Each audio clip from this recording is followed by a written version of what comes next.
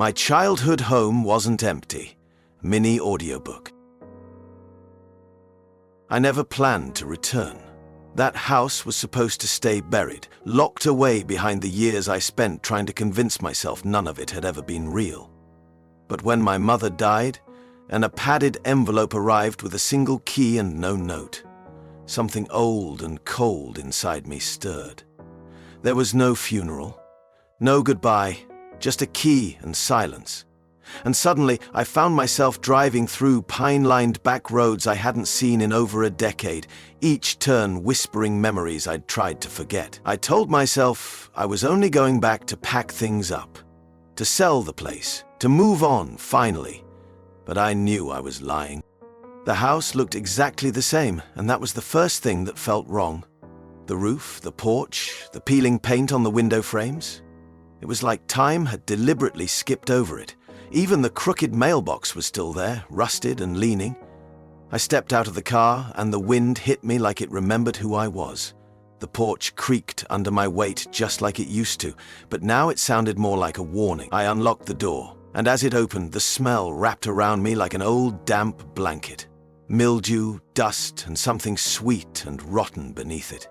My stomach turned, but I stepped inside anyway, drawn forward by a gravity I didn't understand.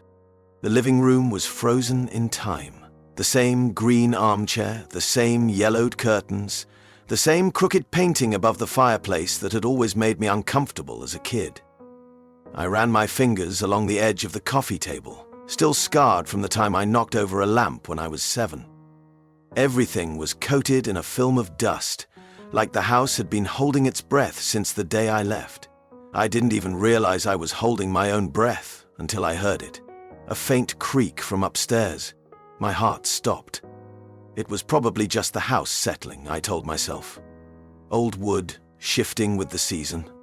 But deep down, I knew that sound. I remembered it from sleepless nights spent staring at the ceiling, waiting for it, listening. I turned toward the staircase, and my eyes immediately locked on the door at the end of the hall upstairs. The attic door. It was open, just slightly. Just enough to see the darkness beyond it, and that made no sense. That door had always been locked. Always. I'd tried it 100 times growing up, convinced there was something important behind it, something forbidden. Mum always told me it was just a storage room, that the stairs were dangerous, and there was nothing worth seeing. But I never believed her. And now, standing there in the stale silence of my childhood home, the door was open. My chest tightened, and every part of me screamed to turn around, to get back in the car and leave. But I didn't, because I needed to know. The steps creaked with every footfall as I climbed. The air grew heavier the higher I went, as if the house itself was warning me not to continue. My hand reached out on instinct and pushed the door open. It gave easily, with no resistance at all. The darkness inside was thick, swallowing the light behind me. I reached for the wall and found a light switch. Clicked it. Nothing. Just more silence.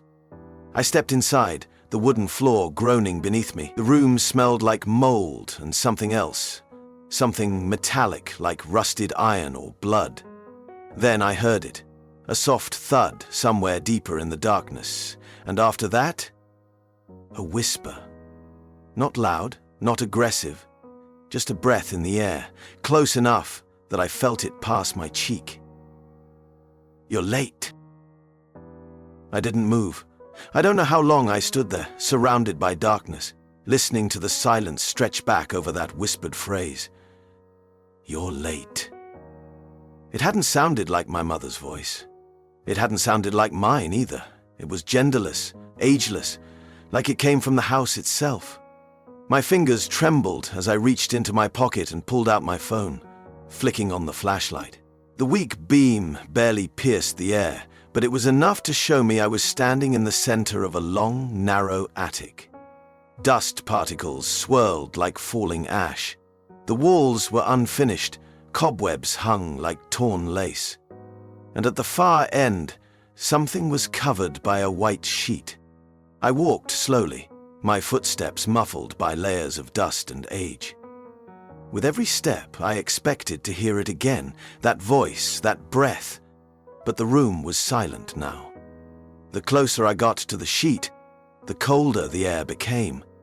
My flashlight flickered. I slapped it gently and it steadied. When I finally stood before the shrouded object, I reached out and pulled the sheet away in one quick motion.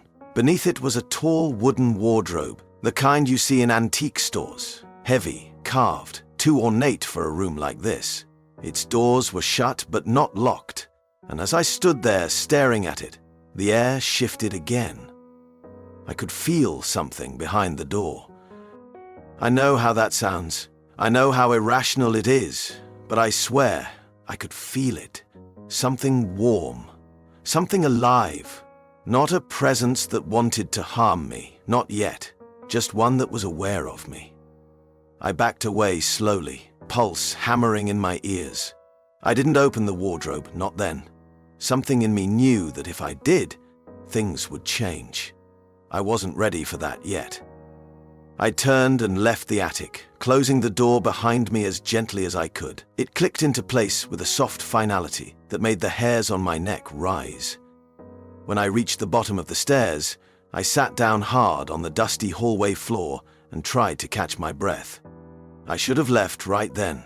I should have grabbed the keys, locked the door, and driven until the past was miles behind me. But I didn't. I stayed. Because something about that voice, that space, that feeling in the attic, it wasn't just fear. It was recognition.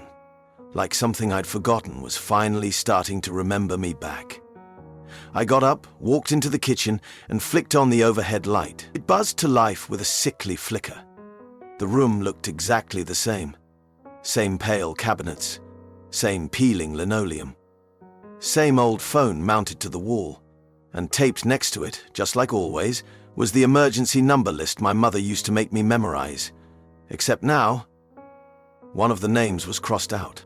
I stared at the paper taped beside the phone, my eyes locked on the faint but deliberate lines scratched through a name I hadn't seen in years. Aunt Marla. The ink was different, faded, like it had been there for a long time, waiting for someone to notice. But I hadn't seen it before. I was certain of it. That list had always been there, next to the rotary phone no one used anymore. It was part of the house, part of the static wallpaper of my childhood, but now it had changed. Or maybe I had. And the more I stared at that scratched-out name, the more something old and brittle stirred in my memory. Aunt Marla wasn't really my aunt, she was my mother's best friend, and for a while, maybe a year or two when I was a kid, she lived in the guest room at the end of the hall. I remembered her laugh, deep and sudden. I remembered the way she used to hum while she washed dishes. I remembered one night when she sat at the edge of my bed and whispered, "Don't follow the noises, they're not meant for you." At the time, I thought she meant raccoons, or pipes, or maybe even my mum, who sometimes talked to herself when she thought I was asleep. But now, standing there in the kitchen, the memory took on a weight it hadn't had before. I turned slowly toward the hallway. That room, her room, had been locked the last time I visited. The door had been painted shut, literally. I remembered trying the handle once, maybe 5 years ago when I stopped by to check on my mum after she broke her wrist. The knob didn't turn. It was as if the room had been sealed from the inside. But now, something tugged at me. A quiet pull just behind my rib cage. I moved down the hallway and stood in front of the door, half expecting it to rattle open on its own, but it didn't. It looked the same. Chipped paint, brass handle, scuffed wood at the bottom where someone had once kicked it in frustration. I took a breath and tried the knob. It turned, easily, like it had just been oiled. The door creaked open, and a wave of cold air spilled into the hallway. The room was dark, but the blinds were open enough to let in the fading daylight. Dust floated lazily through the beam like time had been suspended. Everything was exactly as I remembered. The narrow bed with its quilted cover, the bookshelf filled with faded paperbacks, the wooden trunk at the foot of the bed that had always been locked, but now the trunk sat slightly ajar. I moved toward it slowly, unsure if I wanted to look inside. My fingers trembled as I knelt beside it and lifted the lid. Inside were papers, dozens of them, stacked neatly and yellowed with age. They looked like journals, notes, maybe letters. Some were loose, others tucked into old manila folders. At the very top was a page that had been folded in half. I opened it, and in shaky handwriting, the kind that looked like it was written during an earthquake, were the words, "Don't trust her voice." I stared at the note in my hand, my breath shallow and sharp. Don't trust her voice. It was written without context, without a name, without any indication of who she was, but deep down, I already knew. I folded the paper and placed it carefully back on top of the stack, then stood and took in the rest of the room. It didn't feel like a guest room anymore. It felt used, as if someone had been sleeping there recently. The blankets were rumpled. There was a glass on the nightstand, half full of water. The air wasn't stale like the rest of the house. It was fresh, which made no sense. No one had lived here in months. That's when I noticed the journal on the desk. Not one of the old yellowed ones in the trunk.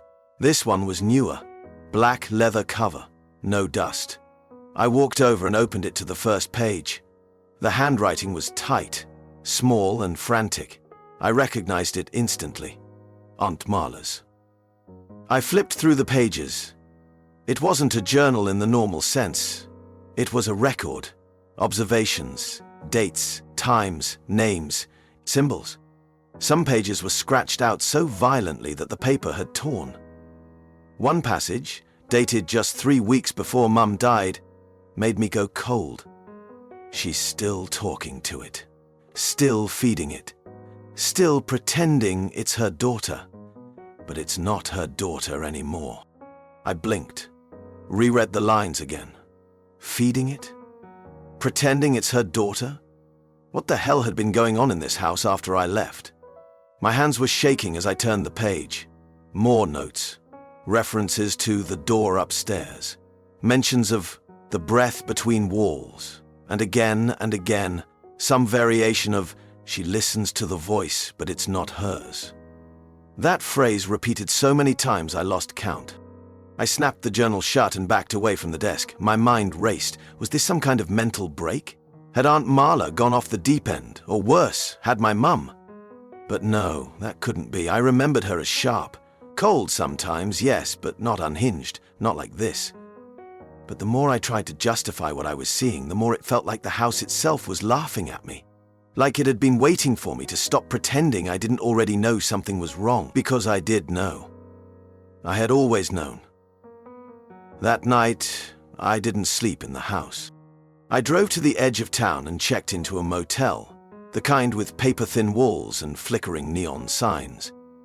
I left all the papers locked in the trunk of my car.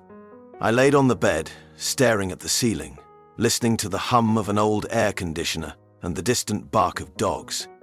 And then, around 3 a.m., my phone lit up. Blocked number. I answered without thinking. At first, I heard nothing. Then came the breathing. Then the voice. And it wasn't Marla. It wasn't my mum. It was my own. Don't be afraid. It's safe now. You can come back. I dropped the phone. The voice I'd just heard wasn't a recording. It wasn't artificial. It was mine, my exact inflection, tone, and pacing, but spoken back to me from somewhere that didn't make sense. I stared at the screen, watching it fade to black. No number, no missed call, no evidence it had ever happened. But I knew it had. I could still feel the breath of the voice on the other end.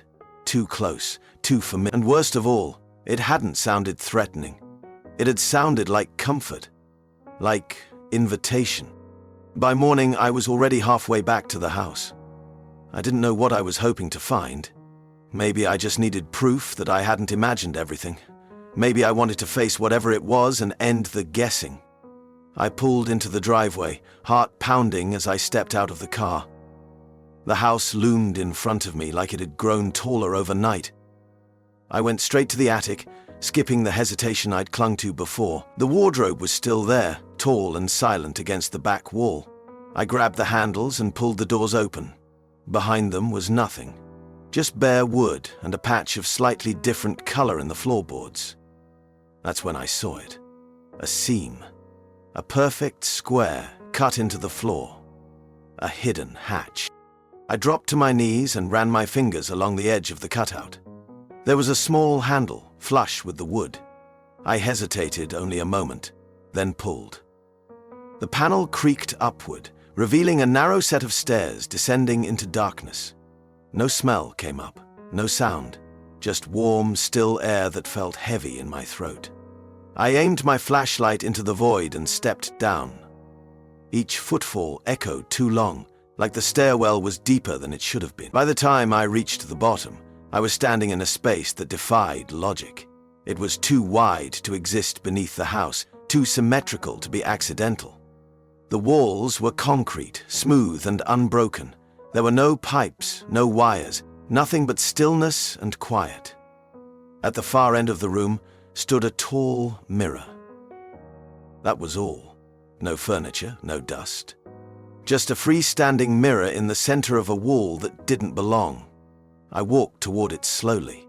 The beam of my flashlight shimmered across the glass, revealing my own reflection. But something was wrong. The version of me staring back didn't look afraid. Her expression was calm, serene even. She wasn't mirroring me, she was watching me. And then, before I could move, she smiled. Then she raised her hand. Before I did. I stumbled back, heart in my throat. The light in my hand flickered, then died completely. I was swallowed in darkness, my breath caught in my chest as I reached for the stairs behind me. But I didn't hear footsteps. I didn't hear anything, except for one thing. A voice. My voice. You've always belonged here. I don't remember climbing the stairs. One moment I was frozen in the dark, that voice, my voice, repeating something I didn't understand.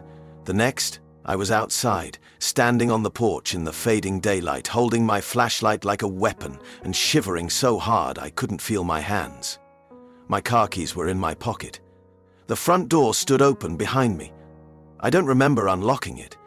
I don't remember leaving. I just know that something was behind me in that mirror, and when it smiled at me, I felt something give inside my chest, something that didn't belong to me anymore. I drove without stopping. I didn't even look at the rearview mirror. Every bump in the road felt like a breath behind my shoulder. When I finally made it home, I left the lights on in every room. I opened the windows. I let the TV play static just so I wouldn't hear the quiet. I told myself it was over, that I'd left whatever was in that house behind. But even then, I knew I hadn't. That night, I woke up to find dirt on my bedroom floor. Small, scattered footprints led from my closet to the foot of my bed. My window was still locked, my door still shut. I stood there, staring at the marks, my body too stiff to move, too numb to scream. Then I noticed something else, my reflection staring back at me from the dark screen of the TV across the room. Only I wasn't standing, I wasn't moving, I wasn't smiling, but the reflection was. Over the next few days, I tried to act like things were normal, but mirrors started acting strange. I'd look away and see movement. I'd walk past one and feel heat instead of cold. Sometimes I'd catch glimpses of myself mouthing things I hadn't said. It wasn't constant, just enough to wear me down, just enough to make me second-guess what was real. I stopped looking at them altogether. I covered them with blankets, I took some down, but the worst part wasn't what I saw in them, it was what I didn't. I started dreaming in third person, watching myself from the outside, walking, sitting, smiling when no one else was around. I dreamed of walking through the house again, my childhood home, but everything was upside down. The stairs went up forever. The doors never led to the same rooms twice, and behind every one of them was me, waiting, watching. One night, I woke up to find a single word scratched into the wall above my bed. Home. I didn't sleep after that. I didn't go back to work. I didn't answer calls. I didn't do anything except sit in silence, waiting for something I couldn't name to finish what it started. I kept thinking about the voice in the dark, about the mirror, about how it had smiled at me like it had been waiting, like it had always known I'd return someday. I thought I'd left something behind in that house. But the truth is worse. I brought something back, and now it's learning how to be me.